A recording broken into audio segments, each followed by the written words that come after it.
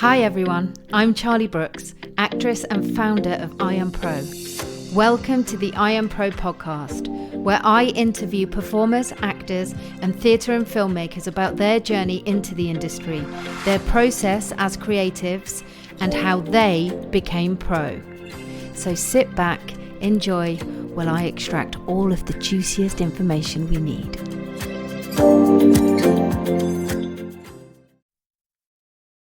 Today's guest, I believe to be a comedy genius, and I can say it confidently because I've been working very closely with him for the last 5 months. He has got an incredible body of work and has been part of so many amazing productions, which I can't wait to talk to him about. So today we're going to pick the brains and find out exactly what it takes to be the powerhouse that is Martin Callahan. Welcome. Hello. When you said it's got an incredible body, I thought you were just going to leave it there. I was going to go. You've got an incredible body, babes. Welcome to IAMPRO. Hello, lovely. It's lovely to be here. I've been threatening to get him on here for far too long, and we finally made it work, which I'm thrilled about. So yeah, but it has to be when we're apart. It's not fair. I know. I'm currently on a break from Chitty, and so Martin is up in Scotland relentlessly performing night after night, which we will actually get into a little bit later, the repetition of what that entails and how we cope with that. I know how you cope with it. He's very naughty on stage to keep himself entertained. Oh. Sorry, I was going to say, excuse me, I'm completely sober for 24 years, thank you very much. But yes. Yes, I do. I love that. I love that we're sober brothers and sisters as well. That makes me happy. Let's take you back to the beginning for a minute. Why acting? Why did you get involved in it in the first place? Was there something that pushed you into it, or tell me about your story. It was a thought. It was a thought that I had, and it was while I was at school. I was writing. I used to write a lot, and I was creating all these characters, and typical school kid and typical ADHD school kid. I was like going from like story to story to story, and I was like, oh, and this character and this character, and it occurred to me that I didn't actually want to write these characters. I wanted to play them, and that's what it was. It was that thought. I just kind of went, oh. And sadly enough, it was when I was working as a secretary, because I'd just seen Working Girl and thought, oh, that'll be fun. When I realised, no, I don't actually want to be a secretary. I want to be an actor. So, yeah, and I'd seen a few bits and pieces, and I was like, that's what I want to do. And I'd seen this musical, and I was like, oh my God, that's the thing. So yeah, it was just a series of sort of like little moments where I went, yeah, this is what it has to be. So that's how I got into it. That was the initial thought. So it's safe to say, I mean, musical theatre has made up the body of your career. Yeah. And so that was always the dream from the off, because the first thing I saw was musical theatre. I saw Grease, actually. I went, I want to be on stage. Yeah, it was. I mean, it did. I mean, I was training just as an actor, when I then saw 2 musicals in the same week, Evita, and March of the Falsettos, which is now just called Falsettos, I believe.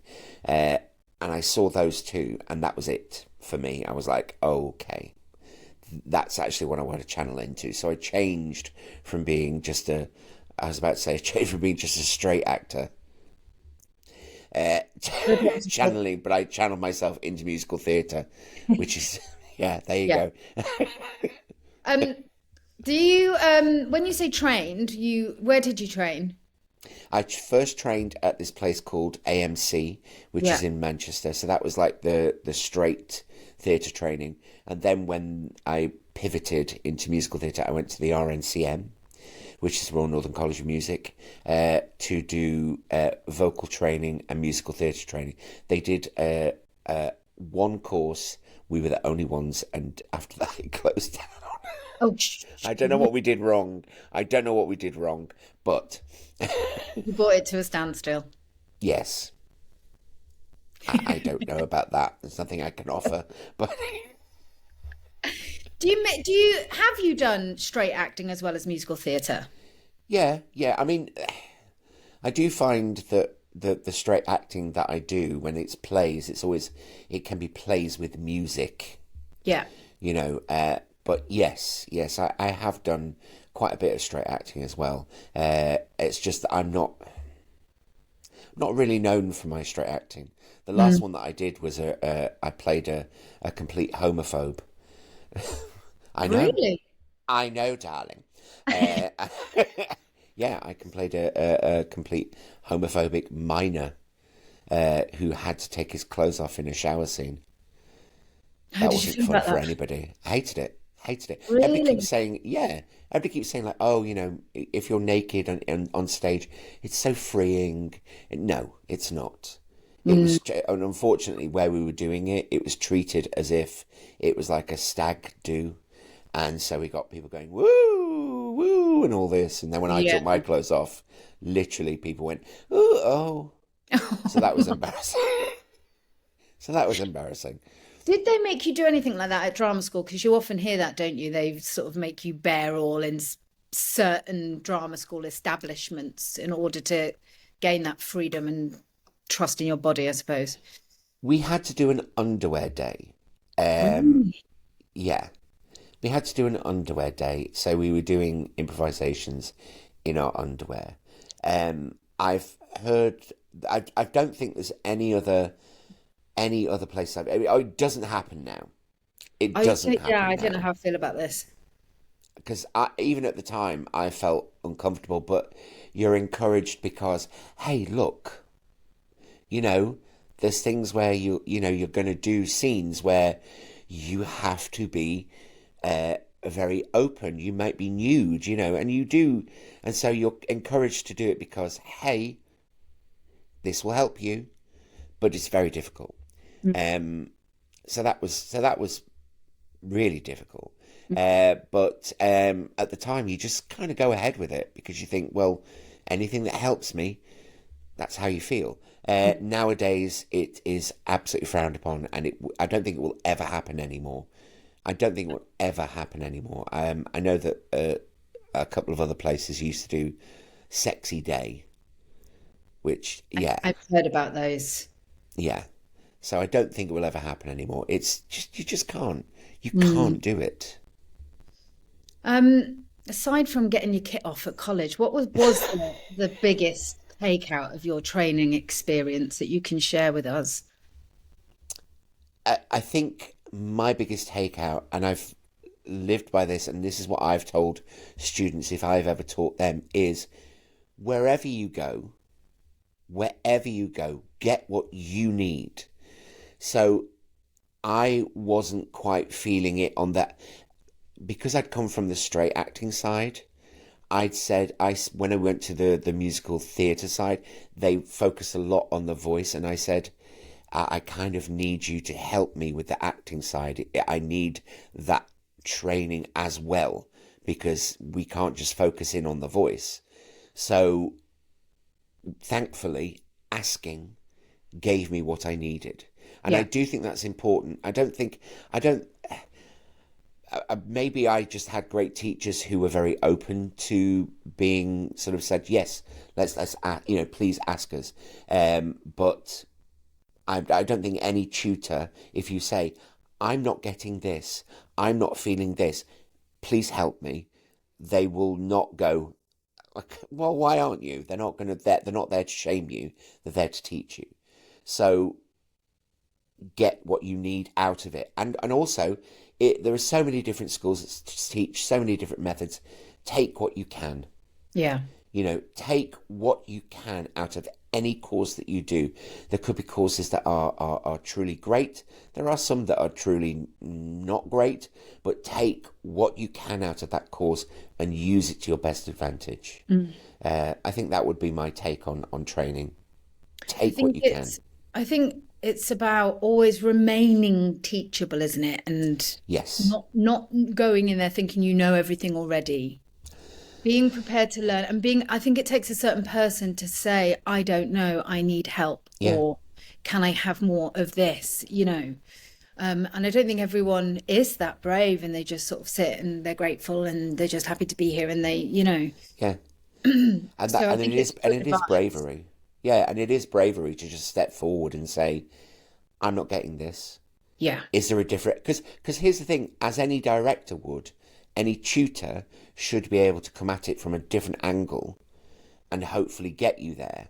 You know, I think most tutors are very instinctive and will know what you need. So, Mm. there's nothing wrong with stepping up and going, "Hi, I need a little bit of help." In life, Oh, whether that's in a yes, classroom or in your personal life, people are so scared to ask for help, aren't they? yeah, they are. Mm. So yeah. Understandably, Mm. because we want to be seen as independent beings, and for the most of the time we are. Even when you're in a marriage or a relationship, you are an independent being, so it's very vulnerable to Yeah. say, "Help me." Yeah. But sometimes we need it.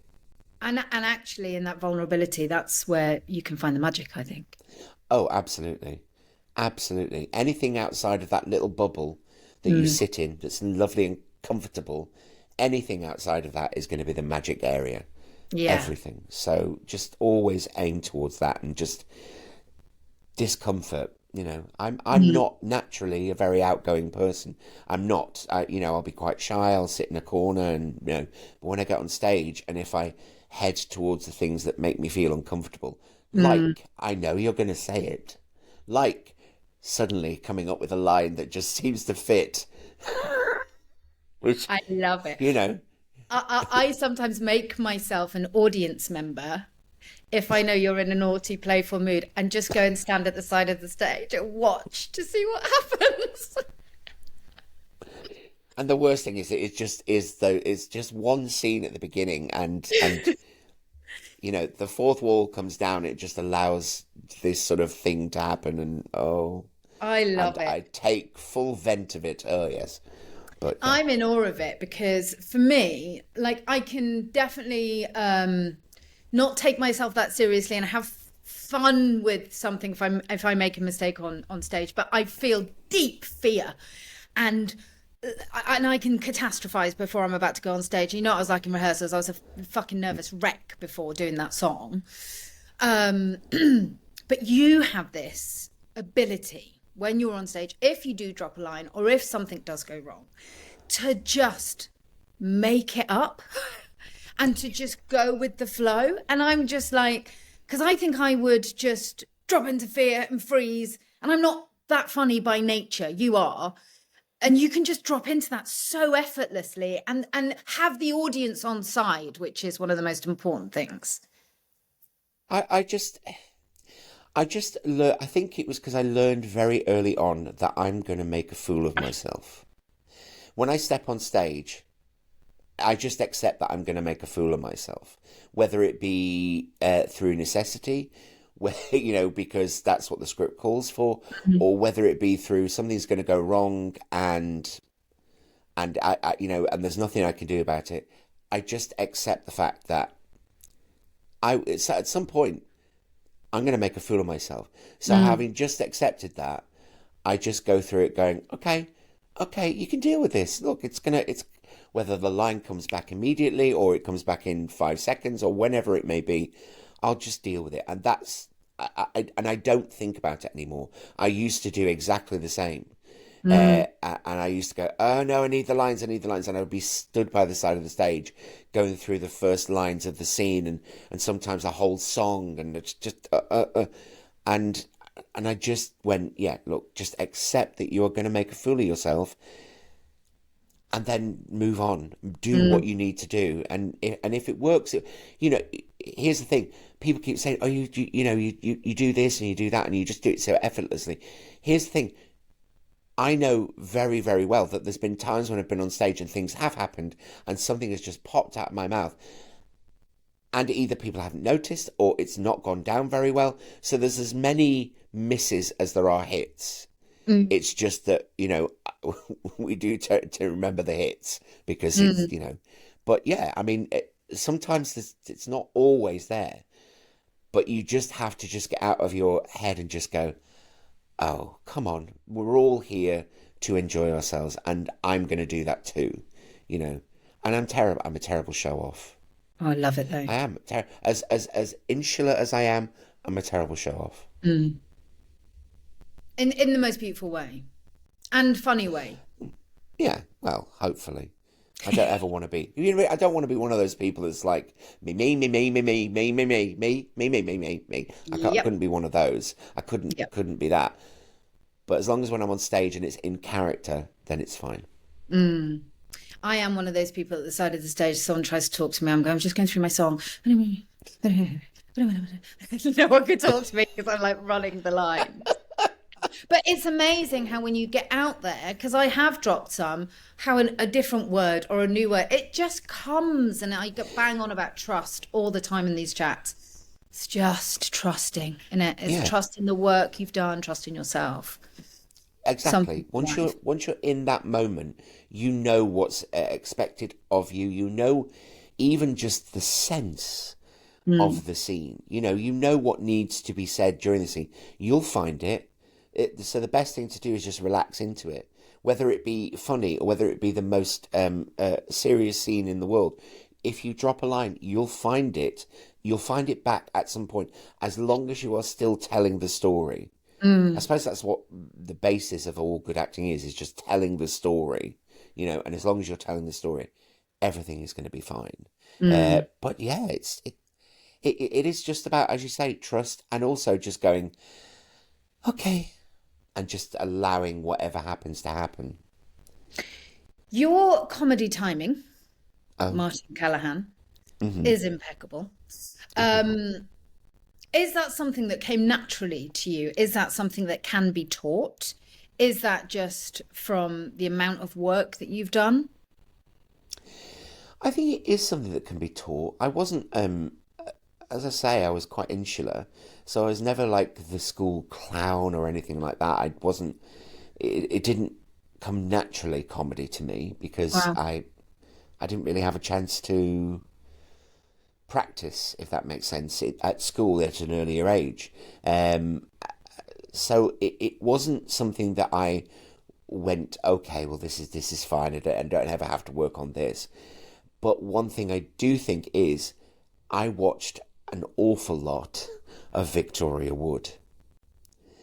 And I just think that kind of thing. I watch comedy all the time, and I think I just sort of, just it all just came into me, and I was like, oh yeah, okay, oh that's interesting. Oh, the way they said that line. Oh, and I do even now. There's moments when I can hear myself go, oh, that's very Victoria Wood, or oh, Mhm. that's Friends, or oh, that's how I met your mother. So and you just sort of like drop into those moments and go, I can use that, I can use that. But all it has to come from everybody else. I think like music these days, you can't write brand new music because so much has already been written Mm. that you do just take from. It's not stealing. It's It's inspiration. exactly. Thank you. It's inspiration from other people. Yeah. Yeah. So I think that's where it's all come from, really. I do think it, and I do think that it can be taught. Mm. I do think that it can be taught. I mean, I must have some sort of innate ideas, but the vast majority of the time, I do feel myself going, oh, I can see where that needs to be, or that is it. So now it's just there, this vocabulary of comedy. Vocabulary of comedy. Who do I think I am? But it's also being able to read an audience, Oh yeah, yeah, and because and the that difference of does one come from beat, it yeah. can mean that a whole line is Oh received or flops or doesn't, yeah, flies. and the worst thing about being on tour is every city is going to be different. Every city, you have So no true. idea. You're not going to get the same laughs on this as somewhere else. Yeah. Um, that is touring life, unfortunately. Mm, I mean, a Manchester audience is going to be very different than a Glasgow audience. mm, A Milton Keynes or Oxford audience are very, very different. to somewhere like Torquay, where they're up for a laugh, and whereas Milton Keynes have just come back from work in London and they're a bit sort of yeah, but I'm tired. That's Yeah. just it's just the way that it is, and you do have to work with different audiences, and that does then come from, okay, I've done this body of work, so you learn that. There is only one way to do that, and that is get out there and do it. You Yeah. can't get taught that at drama school. That's Yeah. when you're on the job and you go, okay, it's this kind of audience, right? Let's go. Yeah. You just have to do what you can do. It always sort of makes me laugh when people come off stage and you cross them in the corridors as you're about to go make your entrance. Oh, they're a quiet lot tonight. No, they haven't had a drink yet. Or no, they're really angsty tonight. They're not. Like, we analyze what type of audience we've got from the word Yeah, go. Like, we know absolutely. they're awful Yeah. tonight. It's horrible up there. They hate me. They hate me. It's not me, it's them. But you have to. That's how you kind of get to where you need to be, and especially, I mean, I'm playing a character that is all comedy. Mhm. There's no seriousness in it whatsoever. So I need to know what the audience is like so that I can go, oh, Yeah. okay, then they're probably not going to get that then. So let's aim for this and see what happens. And yeah, and you just have to, like you say, read them on the spot. But I need to analyze the audience. I need it. Do you prefer it when they're a giving audience from straight away? Like, for example, Torquay, wild, raucous. We've had a few different areas like that, and they're on board from the word go. Or are you like, like there's that person that's mean to you at school, and then you do everything to please them. You have to work hard. You keep going back for more to get them on side. Do you find that more of a challenge and therefore more enjoyable? I, I, I, I I'm going to say this. I am a laugh whore. I am. Yes, you are. I am. I am. I'm a Love. laugh whore. So if I'm making people laugh, that makes me very happy. So if an audience is easy to make laugh, then that's lovely because you can just kind of go, come on, let's ride this wave together. We'll have a laugh. So that's lovely. Yes, I do try, but I'm not sort of. I know what you mean, like with the bully, where you go, oh no, please no. Oh, I'll make you like me. I don't really think that. In fact, sometimes I'm quite anti that in the fact that I'm like, you didn't get that. Yeah. Well then, you're stupid. Yeah. So I kind of will then sit back ever so slightly With your and middle go and finger to the audience like that. Mm. in my head, going, well, what do you want? But I always go, well, what do you want then? Let's figure this out together, and then it's enjoyable because you got them I on like side. the slight petulance in your voice. What do you want then? Let's figure it out Yeah, together. Come on then. yeah. Come on, you tell me. I love it. The inner dialogue and monologue and rows that you're Oh, having with the audience while you're performing yes, on stage. yes. But it happens, and it happens in split seconds before you even realise that it's happening. Yeah. Hilarious. Um, Speaking of being in a show, for a long time, I did a show last year. I was in it for a year and would set myself little sort of challenges to try and keep it fresh. And we'd have visits from the directors to try and keep it fresh. Uh, what do you do? How do you stay sane? Because it can be very repetitive. And when you're on tour, I know you've done quite a lot of touring in your life. And keep it fresh. How does that work for you in Martin Callahan's head? Martin O'Callaghan. Do that. Hello, Hello. hello. I do the accent now. How do I keep it fresh? I don't set myself a challenge. I know there are certain moments where I can. Sorry, my earphone is trying to wean itself out of my ear. Bizarre. I don't think of it as a challenge. I just kind of go, okay, there's a scene towards the end of the show that I love because I actually literally just sit into it and go, I'm going to try it in a different way tonight. And I do try and do it in a different way every single night. The same thoughts, the same storytelling, but there are different ways of telling that story. Mhm. And I look for them. So so it's that scene with the music box. Yes. I try and, yeah. So there'll be something slightly different every night, which Yeah. I find that very fulfilling. Yeah. I love Again, that scene. because if I'm honest, I don't really class myself as an actor. I know that might sound odd, but I don't. I think of Why? myself as a singer who acts because of most of the jobs that I've gotten are because of my voice.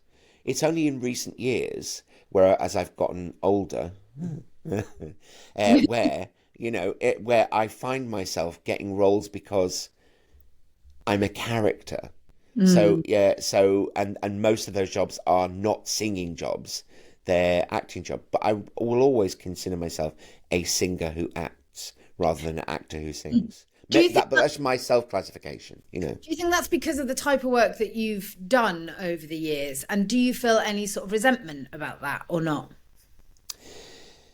Um, no, I've always gone up for stuff, but I've never gotten it, and that's absolutely Mhm. fine. I don't feel a resentment for that. The only one I ever feel a resentment for, and literally because I just think of the money that could have been got from it, was I was down to the final five for Samwise Gamgee in the Lord of the Rings films. Exactly, exactly. Yeah. Now looking back on it, I'm not sure they probably would have wanted this camp little tubby person going, "Oh yes, Frodo, I can help you with that." Maybe that's But maybe a gay hobbit would have been lovely. I don't know, but so I don't resent it, but I do think, oh, the money, oh, and also apart from anything else, the opportunities that would mm, have come from that. mhm. That kind of makes it go, ah. But I've had a brilliant career, and Mm. weirdly, I always find that sometimes with careers, you're doing stuff that you don't even realize down the line is going to be seen as something amazing. Yeah. Like, excuse me, I did the film of Joseph with Donny Osmond and Joan Collins and Richard Attenborough. Played my father. Yes, yeah. But it's and it's just at the time we were just doing it and like really having a laugh and enjoying ourselves. And now, I get people coming up to me and going, "You were in Joseph?" And I'm like, "Yeah." "Oh my God, that was the thing that made me come into this career." And I'm like, "Oh, well, that's good then, isn't it?" So, Mhm. yeah, I've not always got all the stuff that I've ever wanted, but I hold no resentment because I've had a very good career. I have, and I've gotten That's to meet wonderful people. Yeah. I got loads of resentments. Fucking pissed off about loads of them.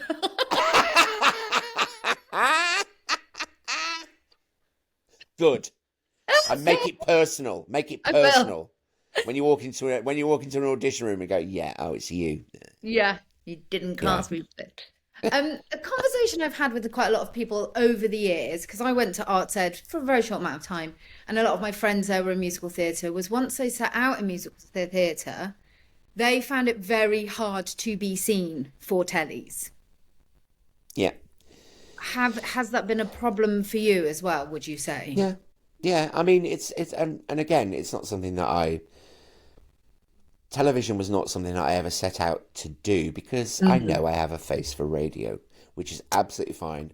No, but I know what I look like, and I'm not typical, TV looking. I'm not, and that's absolutely fine. Yeah, but do you think It you need doesn't. to be these days? It's Yeah, not, I don't know. yeah. Again, I don't know. I have the body of a god, Buddha. But and so I just look upon it as like, look, this is how you look, accept it, do what you can do. So I don't go, oh, I wish I could have done that, and I wish I could have, because Mm. if it's going to happen, it's going to happen, and Mm. maybe it will happen later on in life. I don't know, but at the moment it isn't. So accept what you're doing and just do the best that you possibly can with that. Are there things that I desperately wish I could have done? Yes, of course, like the Lord of the Rings. That would have been Yeah. amazing, but I do know for absolute sure, though, that it is very difficult to pivot from musical theatre to TV and acting. Take, for example, if you would, Richard Armitage. who's one of our, one of our actors that everybody goes, oh my God, he's amazing. Yeah. He started in musical theatre.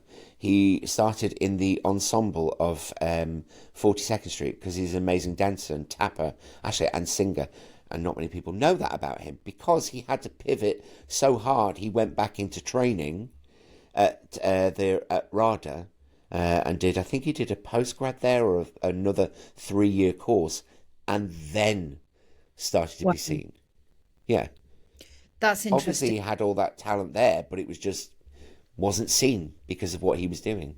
So he then had to prove himself that he was serious about it by getting himself probably in debt or paying for the 3 years at Yeah, RADA for people to even consider him. yeah, yeah. Mm. And not all directors and casting directors are like that. That they're not all like that, but a few of them will go musical theatre. They will, and there's Yeah. nothing you can do about it. But then there's directors like, excuse me, Trevor Nunn, who, as we know, is the father of somebody we know very well. Yeah. But he will literally just go, "You're good."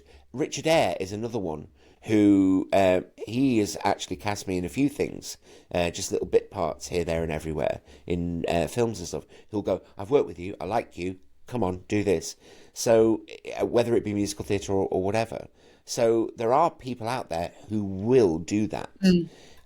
It's just Nikolai they are, Foster. He's good. yes, yeah, but it's Mm. it's trying to get them to do that and make sure that you're seen by these people and in whatever there is you do, and then go for the ride with them. Mm. Yeah. What would make you say no to a job? If the script were in any way, shape, or form racist, if the script were in any way, shape, or form sexist, and that is a very fine line, I find. That What one is about a if very it's fine telling a line. story about that? Well, that's different.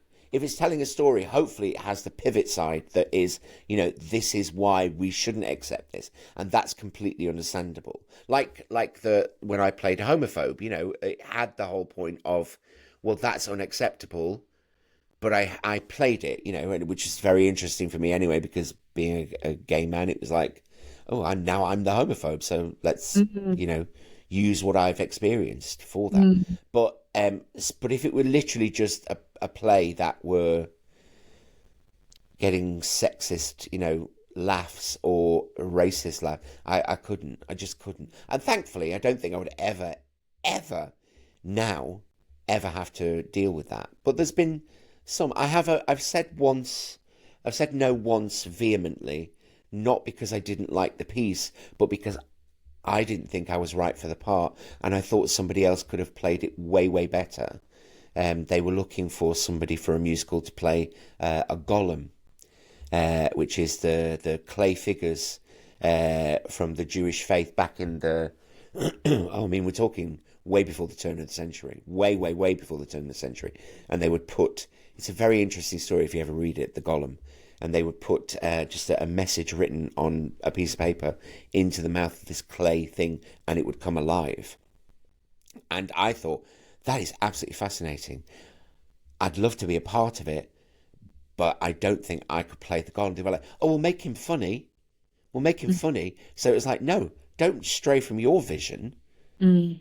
Do what you're doing, because it's brilliant. Don't stray from your vision to accommodate me.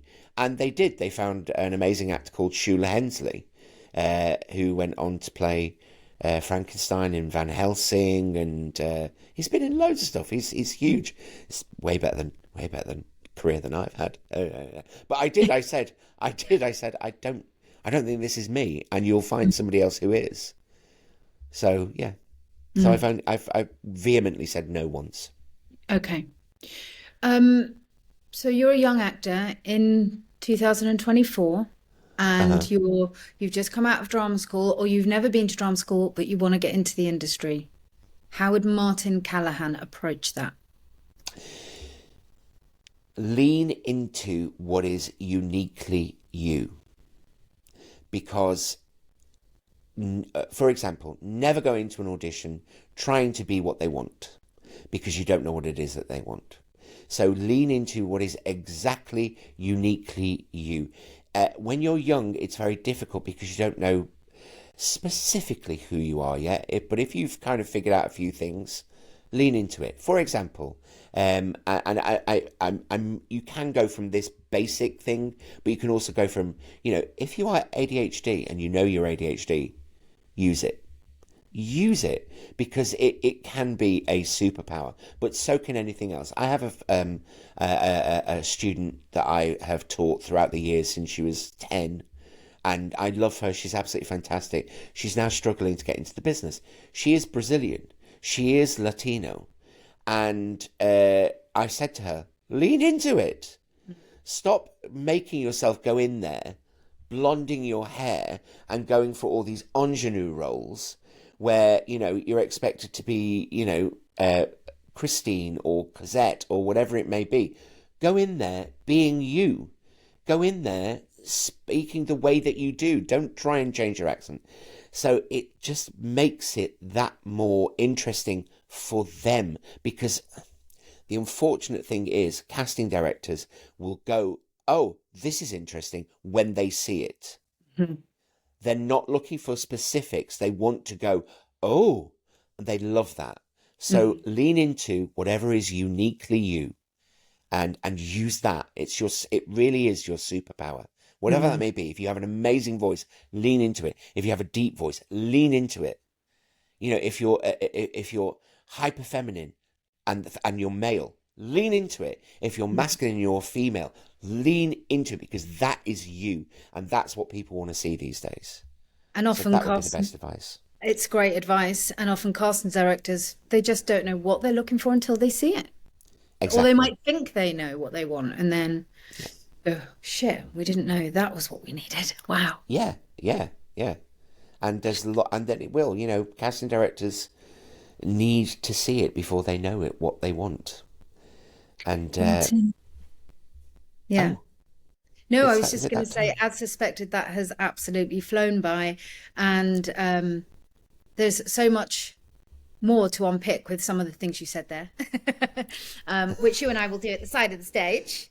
Yes, hurrah! Back to you. Just 1 week. 1 week. 1 week, and I'm back.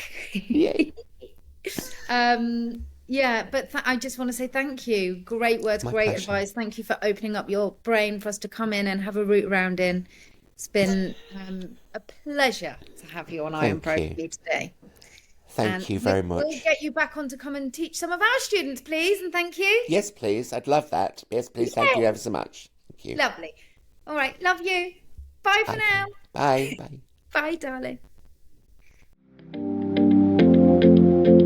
Thanks for listening. If you enjoyed this episode, remember to hit the subscribe button.